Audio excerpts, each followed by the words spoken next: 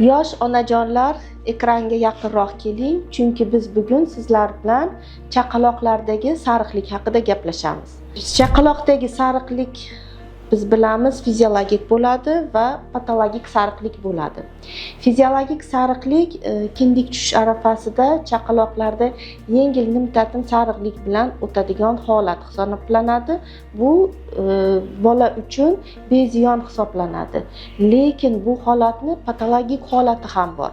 Patologik holatda sariqlikning me'yordagi darajasi ortib ketadi, normadan baland bo'ladi va bu o'ziga yarasha juda ham ko'p asoratlarga olib keladi. Bu holatga bee'tibor bo'lmang, chunki patologik sariqlik bolalarda nogironlik darajasiga olib keladi.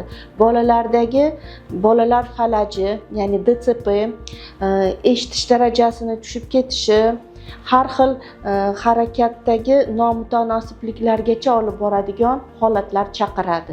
Shuning uchun bolalaringizda, chaqalog'ingizda o'ta sarg'ayib ketishni kuzatdingizmi? Albatta pediatr va nevropatolog nazoratiga keling, neyrosonografiya tekshiruvidan o'ting.